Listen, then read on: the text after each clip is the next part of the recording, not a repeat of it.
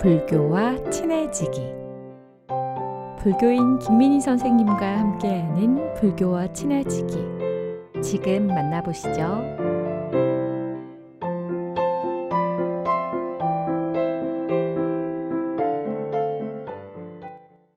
안녕하세요. 김민희입니다.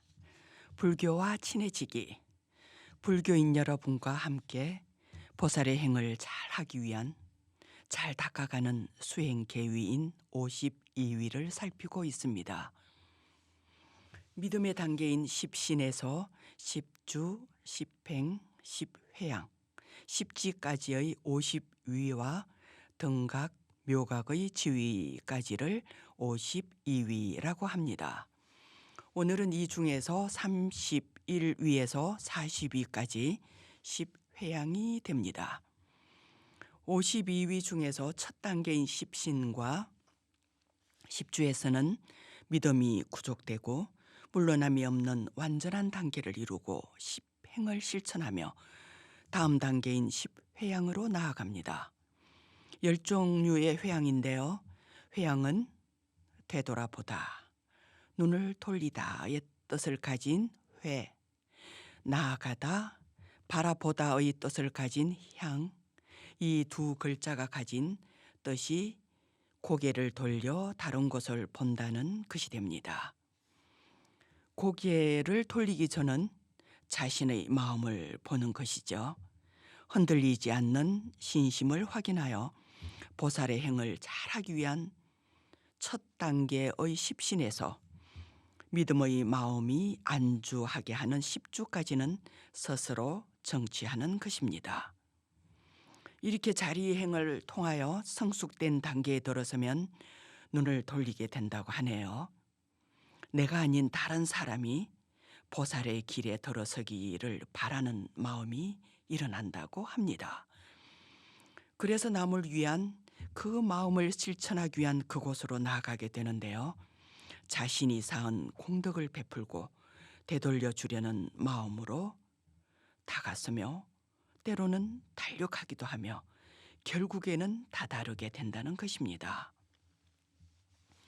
고개를 돌린다는 것은 신구의 삼업이 동시에 같이 돌리는 것이 되고요. 돌리게 되는 실천 방식은 바로 육파라밀입니다. 대성보살이 열반에 이르기까지 실천해야 하는 6가지 덕목입니다. 피안에 이르게 하는 파라밀을 파라미타의 업력인데요. 완성을 말합니다. 6파라밀의 4가지 덕목을 합한 10파라밀이 있고요. 6파라밀에 합해진 4가지는 방편파라밀, 원파라밀, 역파라밀, 지파라밀. 방편, 원, 역, 지를 가리키고 있는데요. 방편이란 다양한 방식을 잘 활용하는 방법이며 이 방식을 행할 때 구체적이고 분명한 서원을 세워 실천하는 것이며 힘을 갖추는 것입니다. 배움이 깊으면 능력이 개발되고 높아지고 깊어집니다. 그러므로 적재적소에 맞게 할 수 있게 되는 것입니다. 그리고 10번째의 지바라밀은 지혜의 완성이니 바른 안목을 갖추게 됩니다. 여실직연의 바른 안목은 빠른 판단과 실천을 하게 합니다. 보살의 행을 완성시켜 나아가는 과정에는 이와 같은 10파라밀의 행원이 있기 때문에 보살의 지위에 나아가게 되는 것이며 필경 도달하게 되는 것입니다. 그렇다면 회양과 그리고 보살의 지위에 나아가는 실천 덕목을 알아보겠습니다. 보살의 52위 중에서 10회양이죠. 4번째의 묵금인 10가지의 회양입니다. 첫 번째는 구호일체 중생 이중생상 회양입니다. 구하는 바 없이 일체 중생을 구하고 돕는 것이며 중생상을 떠난 회양을 말합니다. 두 번째는 불괴 회양, 무너짐이 없는 회양입니다. 무너지지 않는 회양이란 무너뜨릴 것은 무너뜨리고 멀어질 것은 멀어지는 것입니다. 그러므로 무너질 것이 없는 회양을 말합니다. 세 번째는 등일체불 회양입니다. 중생의 본각이 부처님의 각과 다르지 않음입니다. 부처님과 중생을 평등하게 보게 되는 것이니 등일체불 회양이라 합니다. 네 번째는 지일체처 회양입니다. 보살의 수행에 있어서 참됨이 바라는 밝음의 지, 땅지, 지위가 부처님과 같으니 이를 일체처 회양이라 합니다. 다섯 번째는 무진공덕장 회양입니다. 세계의 열에는 아무런 걸림이 없으니 이를 무진공덕장 회양이라고 합니다.